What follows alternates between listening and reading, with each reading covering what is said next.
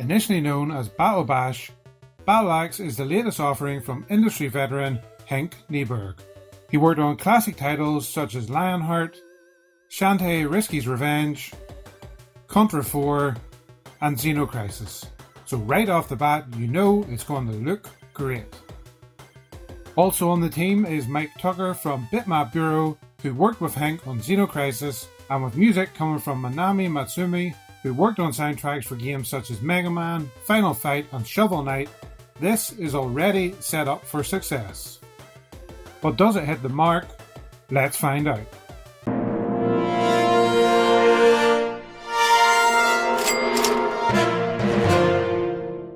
Right away from the loading screen, I was hit with a sense of nostalgia.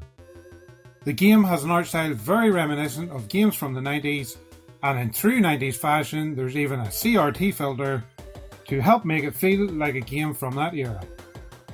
I've included some footage here to show you the filter in action, and while it works well, I much prefer playing without it enabled, so the rest of the gameplay will be as is. There are 3 characters to choose from: Rooney the Marauder, Aiello the Druid, and Faye the Dark Elf. They each have a second costume as well to customise a little as you play. Rooney is the strongest of the 3, and while his movement isn't the slowest, it definitely feels it. But he's also my personal choice for playthroughs, with his charge attack that helps you clear out enemies when things get a bit too much. And his cannon is rapid fire, so it's great for those boss fights. Aiello is the weakest of the bunch in terms of speed and strength, but his staff is great for taking out enemies long range, and his melee attack is whipping his beard, so he's worth trying just for that alone. Faye is the quickest of the 3, great for close combat situations, but her ranged attack is the weakest. You can swipe through enemies nearby no problem, but if you throw your knives and it misses the target, you'll have to wait before you can throw your next, which in boss fights is a nightmare. As you play, there's not much of the story told, but there is an intro cutscene when you boot up the game to give you a sense of what's going on. Make no mistake, this is a hack and slash game first and foremost, and I much prefer it this way because you're straight into the action. You have 2 modes to choose from initially, the arcade mode and infinite mode. In infinite mode, you spawn in procedurally generated levels, trying to save everyone before the portal appears and brings you to the next stage. With arcade mode, this is the main story of the game, and once you pick your fighter, you'll battle your way through 4 levels, trying to save everyone before facing off with a boss fight at the end of each stage. The difficulty of each stage increases as you play, and with only 3 lives and no way to get any more, you probably won't be finishing this on your first playthrough. Each stage has its own unique enemies, which will generally follow you on to the next.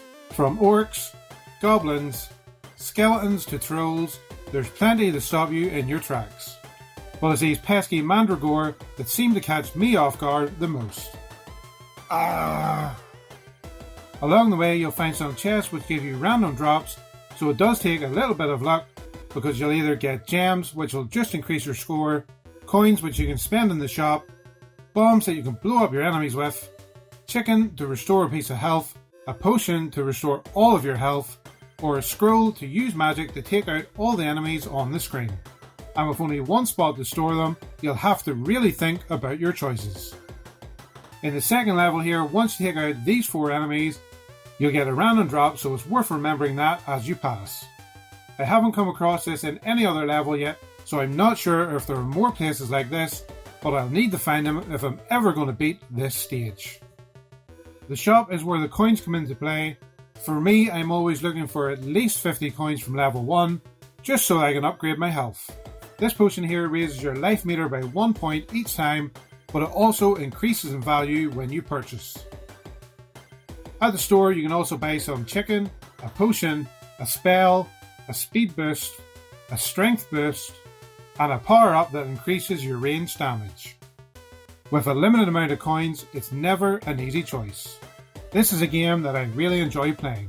I played nothing else for the last few days, partly because I'm not good enough to beat the final boss, but mostly because it's a lot of fun. While 4 levels may sound short, the content isn't lacking, and there's plenty to keep you coming back for more. Once you finish the game, you'll also unlock New Game Plus, which will keep you occupied for even longer. If you have someone else to play with, the 2-player mode will ease the difficulty a bit when taking out the enemies, but it will still pose a challenge.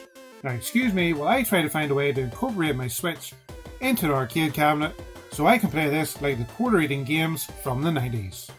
If you're a fan of games like Golden Axe and Zombies, then this is a must-play in my opinion.